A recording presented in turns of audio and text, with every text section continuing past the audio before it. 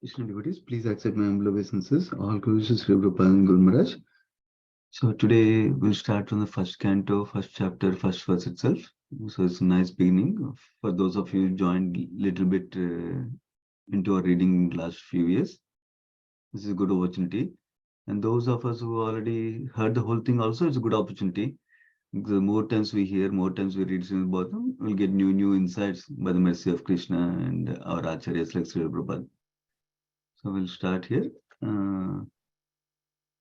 Who's there today? Kishore Prabhu. Yeah, Kishore Prabhuji. When you are ready, you can start, Prabhuji. Okay, Hare Krishna. Is my audio okay, Prabhuji? The audio is clear, Prabhu, yeah, for me. Yeah. Okay. So we are starting to read Srimad Bhagavatam. We'll start from chapter 1, verse 1, and we'll enjoy. Om Namo Bhagavate Vasudevaya. Om Namo Om Namo Narayanam Namaskritya Naram Chaiva Narottamam Devim Saraswatim Vyasam Tato Jayati Nashtaprayeshu Abhadreshu Nityam Bhagavate Bhagavati Uttam Shloke.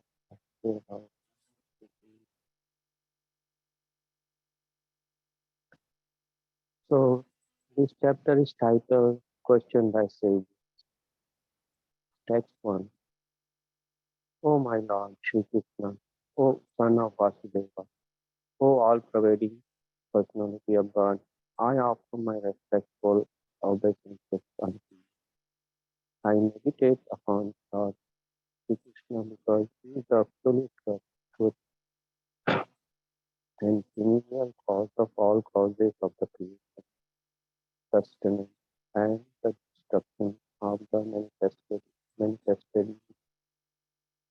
He is directly and indirectly conscious of all manifestations, and he is dependent because there is no other cause beyond it.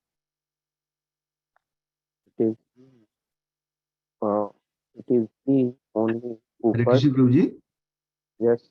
Your voice is not a little bit low. Can you speak closer to microphone or something? Okay. How is it now? Yeah. Or should I take this out? I'm using this audio that headphone. Should I take it out? Maybe. Yeah. Let us see. See, Prabhuji, once. Yeah. Now I'm without it. Oh, this is a lot better, Prabhu, for me. Yeah. Okay. Yeah. If you can start from beginning, Srini Prabhu is requesting to start from beginning. Okay. Thank you, Prabhuji.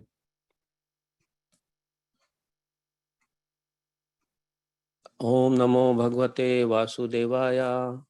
Om Namo Bhagavate Vasudevaya. Om Namo Bhagavate Vasudevaya. Narayanam Namaskritya Naram Chaiva Narottamam Devim Saraswatim Vyasam Tato Jaya Mudire Nashtaprayeshu Abhadreshu Nityam Bhagavad Sevaya Bhagavati Uttama Shloke Bhaktir Bhavati Nastiki. So we start with chapter 1 from Srimad Bhagavatam, Canto 1, chapter 1, questions by the sages. Text 1.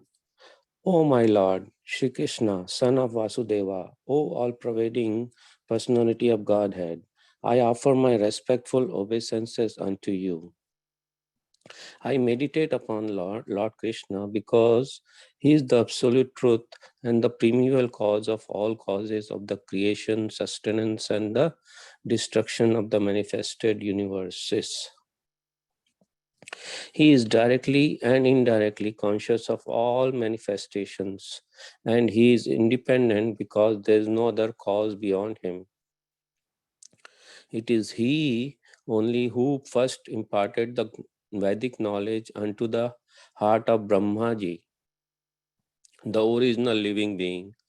By him, even the great sages and the demigods are placed into illusion, as one is bewildered by the illusory representation of water seen in fire or land seen on water.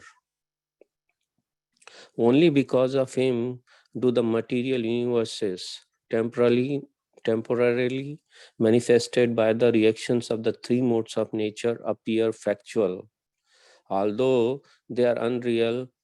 Although they are unreal, I therefore meditate upon him, Lord Sri Krishna, who is eternally existent in the transcendental abode, which is forever free from illusory representation of the material world. I meditate upon him, for he is the absolute truth. Text 2. Completely rejecting all religious activities which are materially motivated, the Bhagavad Purana propounds the highest truth, which is understandable by those devotees who are fully pure in heart. The highest truth is reality distinguished from the illusion for the welfare of all. Such truth uproot the threefold misery. This beautiful Bhagavatam, compiled by the great sage Vyasadeva, is sufficient in itself for God realization. What is the need for any other scripture? As soon as one attentively and submissively hears the message of Bhagavatam, by this culture of knowledge, the Supreme Lord is established within his heart. Text 3. O expert and thoughtful, O expert and thoughtful man, relish Srimad Bhagavatam, the mature fruit of the desired tree of Vedic literature. It emanated from the lips of Sri Srila Sukdev Goswami. Therefore, this fruit has become even more tasteful. Although its nectarian juice was already relishable for all, including the liberated souls. Text 4.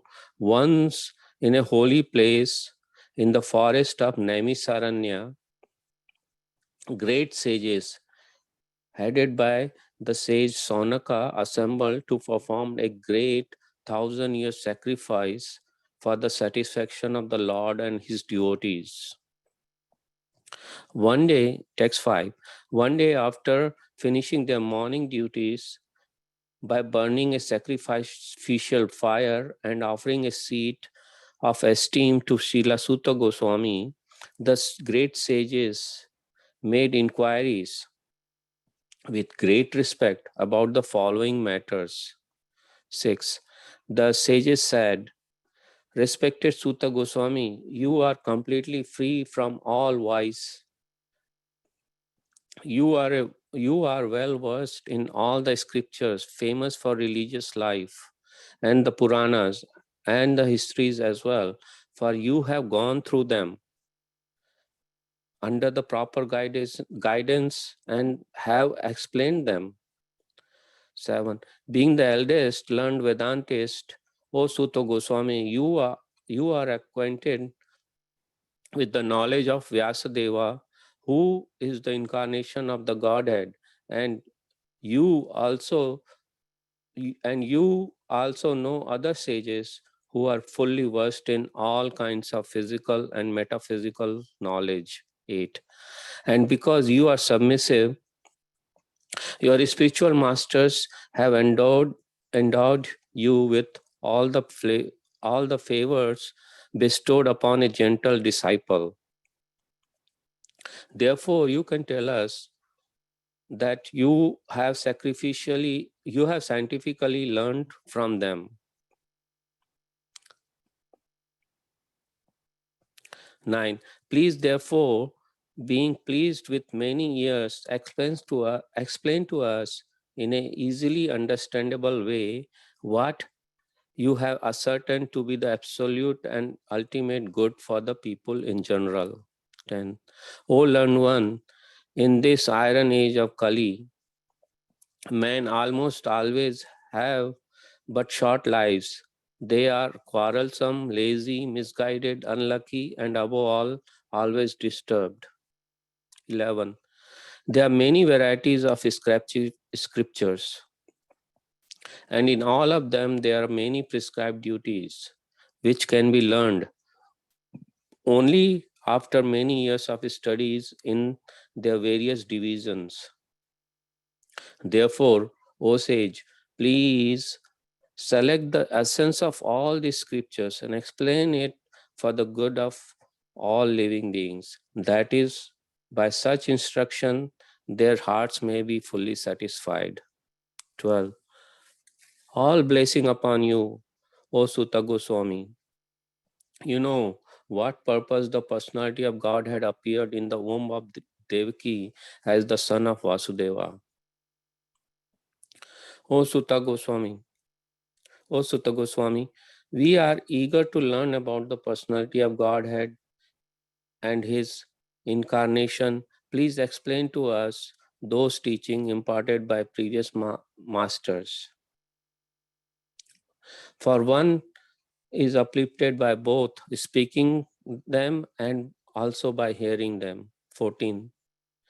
Living beings who are entangled in the complicated meshes of the birth and death can be freed immediately by even unconsciously chanting the holy name of Krishna, which is feared by fear personified. Text 15. O Sutta, those great sages who have completely taken shelter of the lotus feet of the Lord can at once sanctify those who come in touch with them. Where is the water of Ganges? Whereas the water of Ganges can sanctify only after prolonged use. 16. Who is there desiring deliverance from the vices of the age of quarrel? Who is not willing to hear the virtuous glory of Lord? Text 17. His transcendental acts are magnificent and gracious. And great learned sages like Narada sing of them. Please therefore speak to us who are eager to hear about the adventures he performs in his various incarnations. Text 18. O wise Sutta, please narrate to us the transcendental pastime of the Supreme Godhead's multi-incarnations. Such auspicious adventures and pastime of the Lord, the Supreme Controller, are performed by his internal powers. Should I stop here or continue? Yeah, you can pause here, Prabhu. Thank you so much, Prabhu. Hare Krishna. So we'll continue from here. Let me see. So essentially, we started from beginning here, Srimad Bhagavatam. You say, my recommendation, if at all possible, in your life situation, based on your family situation, work situation, your health situation, whatever you can muster in terms of time in your life, if possible, please read this also, whatever everyday section on your own also, translation and purports. But we try to give some overview so that we get some essential points of the section in this short time we have together. So going to the Srimad Bhagavatam itself, the way Sri Prabhupada starts the introduction of Srimad Bhagavatam is important. So I'll mention briefly and then we can go from there. In the introduction, Sri Prabhupada refers to many things, but a couple of things are, one is that he refers to the conception of God versus absolute truth. He says God means anybody who is a controller can be called as a God. But absolute truth means he's the source of everything and everyone. Everything we're seeing around, everything we're not seeing, material and spiritual worlds, everything is coming from absolute truth, Krishna. That is Krishna, that is defined in the first verse that we're going to see there. So that's one point he mentions. Another point he mentions is Srimad Bhagavatam can give everything everybody needs. Some people are interested in learning sociology aspects, some people are interested to understand history of Vedic culture. Some people will understand, want to understand the psychological aspects. Some people want to understand the ultimate goal of life. But ultimately, Srimad Bhagavatam is mainly meant to give us that devotion to Supreme Lord, and ultimate achievement of love of God, which is the goal of life. We'll discuss more in the first verse. So first three verses of Srimad Bhagavatam are called as invocation verses, are the prelude of the entire Srimad Bhagavatam. So they're very valuable verses. That's why Sri Prabhupada wrote big comment purports on that verses.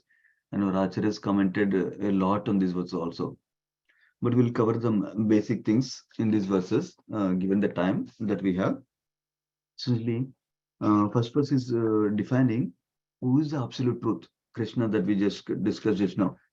And he also offers obeisances to absolute truth. And our Acharyas Vishwanath Chakravarti Thakur indicates that this verse is spoken by Srila Vyasadeva himself, like that. So, but another thing I want to mention in the introduction Prabhupada covers, which is important, is while we are going through Bhagavatam, we'll see many conversations going on between in the Bhagavatam. So Prabhupada tries to give us a perspective so we can easily follow them. What is the perspective? First is, we'll hear the main Bhagavatam is spoken by Sukadeva Goswami to Parikshit Maharaj when he's about to die. We'll hear the whole pastime later on. So first conversation between Sukadeva Goswami and Parikshit Maharaj. When Sukadeva Goswami was speaking to Parikshit Maharaj, in the audience was also Suta Goswami. So this first conversation heard by Suta Goswami, and Suta Goswami is narrating the Bhagavatam, what he heard from Sukadeva Goswami and Parikshit Maharaj conversation, to sages at Naimisharanya. We'll see in the coming verses that more detail about that. So this is second conversation between Suta Goswami and the sages at Naimisharanya. And sages at Naimisharanya has a leader. His name is Sonaka Rishi. He's a spokesperson. He speaks on behalf of the sages, asking questions to Suta Goswami. Suta Goswami responds to questions like that. So essentially, Suta Goswami is doing two things. One is responding to questions asked by Sonaka Rishi directly, and also sharing what Sukadeva Goswami and Parikshit Maharaj had a conversation, Bhagavatam. So that is the two main aspects you can think about. Then, when Sukadeva Goswami is answering questions to Parikshit Maharaj, he refers to other conversations like Narada Muni and Vyasadeva conversation, or Kapila and Devahuti conversation, or Yudhishthira Maharaj and Bhishma Dev conversation. Like that, we'll hear more and more. But essentially, we should remember that primarily these two conversations are the basis for Srimad Bhagavatam. Sukadeva Goswami and Parikshit Maharaj, and Suta Goswami and sages of Naimisharanya. In fact, first canto is mostly conversation between Suta Goswami and sages of Naimisharanya. So that is the main thing we can remember. Then we can easily follow along. Of course, I'll point it out most of the verses who is speaking also, but that higher understanding will help us. So back to the first verse, is describing who is absolute truth and who is Krishna. That means giving the Sambandha Gnana for us. So first it describes the absolute truth is one, because Krishna is the cause of all creation, everything. Cause of maintenance, cause of destruction also, all of them, for all the universes like that. And then he says he is directly and indirectly conscious of all manifestations. He knows everything in the creation. Prabhupada writes in the purport an example of a chief engineer who is in charge of construction of a big building, for example. Even though he's not personally putting all the screws, not putting all the bricks, cements, everything for every place, but he knows the overall picture, everything is there. He knows everywhere what is happening. Prabhupada writes he knows everything in every nook and corner of the building, like that.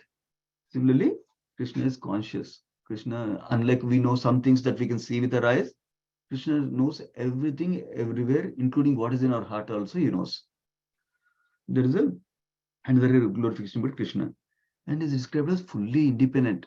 That means there is no one above him. If somebody is above him, that person becomes absolute truth. But absolute truth means somebody who is the source of everything and everyone. So he's fully independent. He's not dependent on anything. We, on the contrary, we can understand that we depend on so many people for everything. So we depend on somebody to make this computer for us, somebody to make these glasses for us, somebody to make these clothes for us, somebody to get clean water for us to our home. So many things we depend on everybody. If you understand, if you contemplate for some time, we can understand. So, but Krishna is not dependent on anything and anyone. Is fully independent. That means even if he comes to this world, is coming on his own will. That's what is described. Prabhupada emphasizes in purport. That's the difference between Supreme Lord and us jivas are living in it is like that. That is the main important point. Now, this is described. Krishna imparted this Vedic knowledge in the heart of the Brahmaji. That means Prabhupada elaborates in the purport also. Essentially, some people think this knowledge did not come, Srimad Bhagavatam did not come from Supreme Lord, but somebody created it contemporarily. No, Prabhupada is confirming the purport that it's coming from Supreme Lord himself. That is his Aporushaya knowledge. That means not from anybody with human defects that are there. Because most of us make some mistakes, whereas Supreme Lord is free of all mistakes. So next is even by seeing the illusory things in the world, even great sages and Brahma also get bewildered like that. And then next one is this paragraph. Okay. Only because of Krishna that the manifestation of this material creation, which is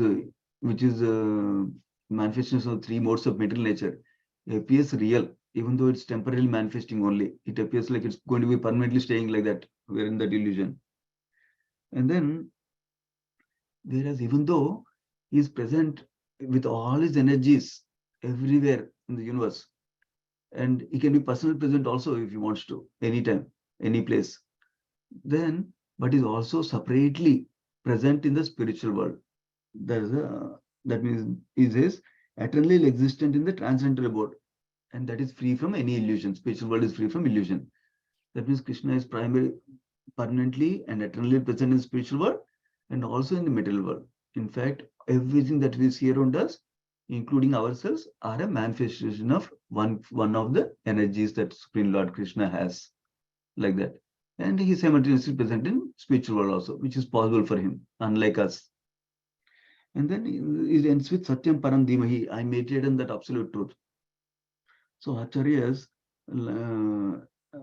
comment on this verse to indicate that this verse is commenting on the Vedanta Sutra. We'll hear more about it in the coming verse. This verse is commenting on Vedanta Sutra. So it starts with commenting the Janmadhyasayataha is one of the aphorisms of Vedanta Sutra. It's commenting on that.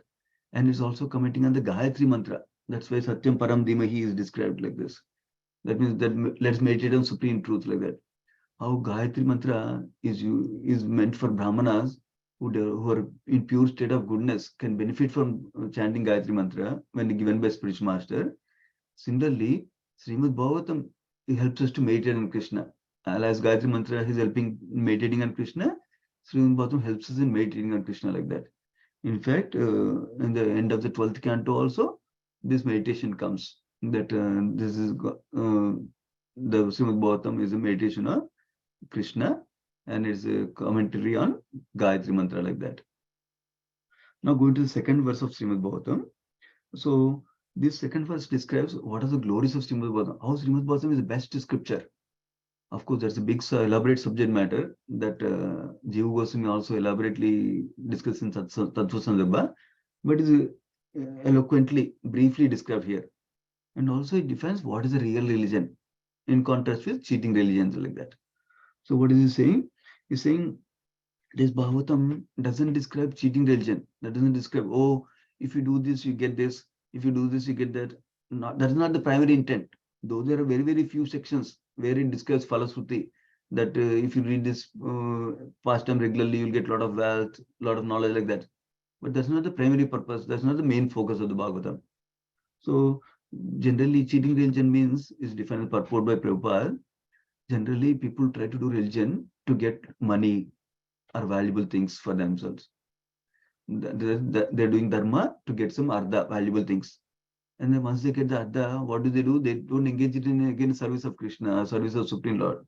They want to engage it in for enjoyment, sense enjoyment like that. That is kama.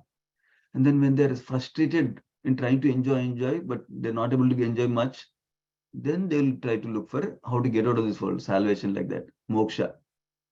That is considered cheating religion because it's all self-motivated, irrespective of whatever way we are trying to do.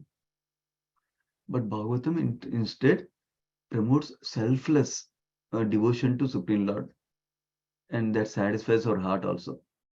So now going to the next, it says, it promotes highest truth and is understandable by devotees who are pure in heart, who are not envious like that. And then it distinguishes the highest reality from illusion for the welfare of all. So it clearly cuts what is the real thing we need to follow. So there's no illusion like that. And then it uproots the threefold miseries. What does that mean? That means while we are here in this world, it encourages us to devotion service so that we are not affected by threefold miseries. That means miseries caused by our own body and mind, miseries caused by other living entities, and miseries caused by natural disturbances or demigods like that is described, like cyclones, uh, extreme weathers like extreme cold, extreme hot like that, right? So it helps us to go above them. That means we're not getting overwhelmed by the threefold miseries, number one. Number two, it helps us to give a solution to get out of this world to spiritual world, where we can engage in ultimately, permanently happy, eternally happy devotion service all the time. There's no miseries there like that. And then it's compiled by Vyasadeva in his maturity and is sufficient for God realization. There's no other need for any other scripture like that. We'll hear more about this thing in coming sections of the Bhagavatam also. What happened? Why did Vyasadeva write this literature like that? And then by reading this scripture, by submissively and attentively hearing Srimad Bhagavatam, that includes reading Srimad Bhagavatam. When we attentively and submissively hear and read Srimad Bhagavatam, Supreme Lord is established in our heart. That means Krishna is already there in our heart, but we recognize him, and we become aware of him. And then we mold our life to serve him, to please him, and become happy because of his mercy like that. Now going to the third verse of Srimad Bhagavatam, it gives us it is inviting us. Oh, Bhagavatam is so wonderful. Please relish it like that. So he's describing how Bhagavatam is spoken by Srimad Sukadeva Goswami, who is expert, who understood Bhagavatam from his father Vyasadeva, and he realized it personally, and he makes it relevant for applicable for all of us, relevant for all of us, and relishable for all of us. So such a nice literature we can read like that. Now, the first three verses are very important. That's why I spend so much time. So the rest of verses, let's go through highlights of them. So text 4. Text 4 is giving, text 4 to 8 are setting the scene. Remember I was briefly describing. So at the place called Naimisharanya, sages assembled there, and they're inquiring from Suta Goswami, the speaker. So why did they assemble there? They want to do sacrifice for the 1,000-year sacrifice for satisfaction of the Lord and his devotees, it seems. That is the purpose they assembled there. So this purport highlights that saintly personalities, they're selfless and they want to benefit others. That's why they assembled there, to benefit all of us. They saw that Kali Yuga is coming, so Kali Yuga will create a lot of suffering for people. They want to do something that will benefit all of us like that. That is the highlight preparation purport. Now text 5, they offered a seat of esteem to Suta Goswami, who is the son of Romaharshan Suta, who was killed by Balaram. We'll hear the pastime later on in 10th canto. When Balaram came to this assembly of sages, Romaharshan Suta was the speaker, did not get up. So that's why Balaram punished him, killed him, and then he later gave the blessings to this Suta Goswami that we are hearing from, son of the Romaharshan Suta. And so now the sages offer respect to him, and they respectfully inquire for him. That is the point Prabhupada is highlighting in the purport. 2 points Prabhupada mainly highlights in the purport. One is early morning time is the best time for us to do spiritual activities, like chanting of the holy name for us, and like reading Srimad Bhagavatam, hearing Srimad Bhagavatam. That's the best time, because it's a time for mode of goodness like that. Second point he mentions is that whenever we need clarity to understand Bhagavatam, we can ask questions. But the question should be placed not in the challenging mode. Why is it like this? Why is it like that? Instead of that challenging mood, you can ask politely, respectfully, in the mood to understand from the speaker like that. That's the second point Prabhupada highlights in the purport. That through that he highlights respect and submission also. Submission means the speaker knows better than me with that understanding. Not like I know better always, but I'll just check it out. What he's going to say. He's going to say something useful, or maybe he doesn't know like that. Not like that. With the understanding that I will learn something from them. Maybe they don't know everything that we know already, but they know some things that are valuable for us.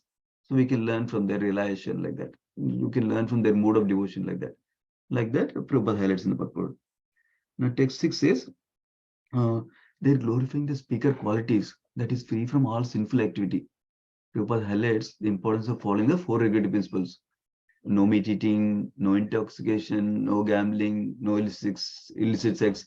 They're the very, very sinful activities. We should avoid them like that. And then he was also expert in scriptures because he learned from bona fide spiritual masters. So that's why that's what another appreciation they have for him. And then he not only heard them, learned them, but he also explained them. Prabhupada writes in the purport that we should not only hear and read, we should also explain to someone. That's important instruction for us. Because when you need to explain to somebody, when we try to understand, when we try to make sense, does it make sense to me first of all?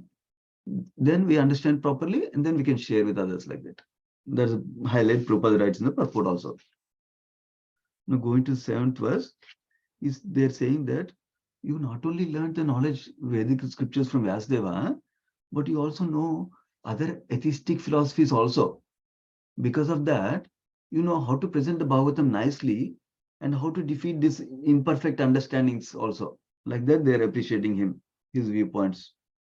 And then next verse, they say, you are submissive to your spiritual masters. That is why you're gentle and submissive. Because of these qualities of submissiveness, your spiritual masters bestowed their knowledge, their mercy on you. That's why you're very qualified to share with us like that, they're saying. So this is another important point, that we need to be obedient and submissive to our spiritual master.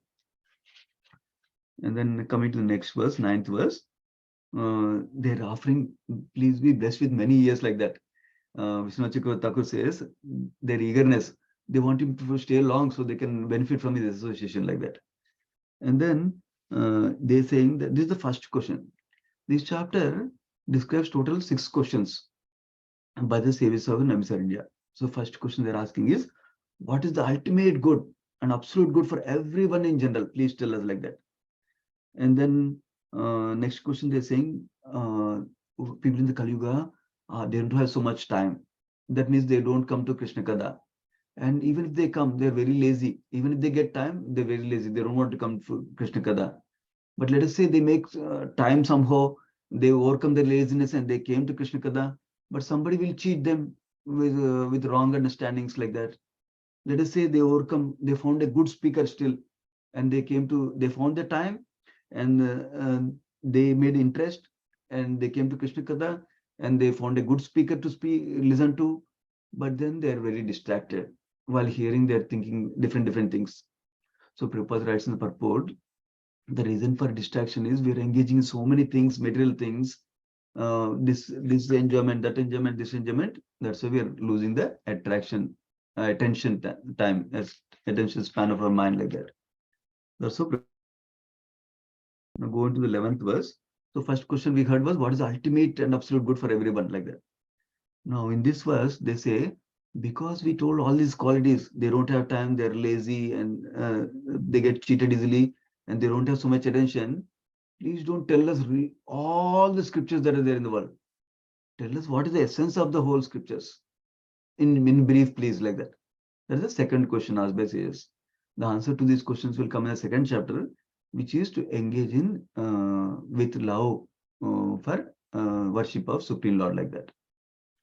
So next, in the 13th verse, they offer their blessings to him, and they ask the third question. Why did Krishna appear as son of Devaki and Vasudeva? Can you please explain to us? Like that they're asking. And the next one, 13th verse, they're expressing their eagerness to learn about Krishna. They say we're very eager to learn about them, because anybody who speaks the Krishna Kada or who hears Krishna Kada, they're uplifted. Both of them are benefited like that. In the purport, Prabhupada writes some qualifications of the audience and the speaker. He says audience must be sincere and eager to hear Krishna Kada. And the speaker must be in the line of disciple succession. That means they should have a speech master who should have a speech master like that, all the way going back to Krishna like that. Then they will benefit us like that, Prabhupada writes. Going to text 14, it says, living beings can be freed immediately by chanting the holy name of Krishna. They glorify the holy name of Krishna. Our holy name is non-different from Krishna. And the holy name is all powerful like Krishna. That means when we chant the holy name, somehow or other, we get ultimate benefit like that. And then text 15, they glorify the association of devotees. They say, with an analogy, they say, somebody may take bath in Ganges for so many times, but they need to take bath so many times to get purified. But if they get association of devotees, they get purified immediately like that. That is the way the verse glorifies. Actually, Vishnu Thakur even glorifies even more. He says, actually, not only somebody needs to take bath in Ganges many times, sometimes somebody may get purified by seeing Ganges also, like the way his verse is explaining about devotees. But for devotees, if we even remember pure devotees, we can get purified like that. That's the glories of devotees association. That's what they're describing. The says of Namisarina. And the text 16, they say, we want to hear the virtuous glories of the Lord. Basically, Prabhupada writes in purport, if you want actual peace in the world, we need to hear Krishna Kada, we need to share this Krishna Kada, we need to share this knowledge, then actual peace will come. Because then people will understand, peace will come, happiness will come when we serve Krishna. Like that, they will really understand it and they can practice in their life. So 17th verse describes the fourth question. Remember, first question was what is the ultimate good, absolute good for everyone. Second question was, please tell the essence of all scriptures, don't tell everything. And then third question was, why did Krishna appear as son of Devaki and Vasudeva? Because Krishna will appear by his own will. So he's not like us, where he's forced to appear. So please tell us. And then fourth question now is, they want to know how Krishna expands as different incarnations, Purushavatas, to create this world, to maintain this world, and to annihilate this world like that. Purushavatas are they're asking information about Purushavatas like that. Now, the last verse for today, text 18, they ask the fifth question. They want to know all the different incarnations of Supreme Lord, all the different avatars of Supreme Lord. Many of them, not all of them cannot be described. So tell us about them, very, very eager to hear about them. Because Prabhupada writes, those who are personally present in these activities when that's going on, that Leelas are going on, and those who hear right now, they both can benefit the same way. So please tell us about the Leelas of the Supreme Lord like that. So that's what is described. So we'll pause here. Sorry, we went a little bit over today. Srimad Bhagavatam ki jai, Srila Prabhupada ki jai. It's over obeisance to all the devotees of the Lord. Vanchakalpataru Bhishya Kupasantu Bhi Evacha Paditanam Pavanebhyo Vaishnavebhyo Namo Namaha. Thank you so much, devotees. Hare Krishna. Hare Krishna. Hare Krishna, Hare Krishna.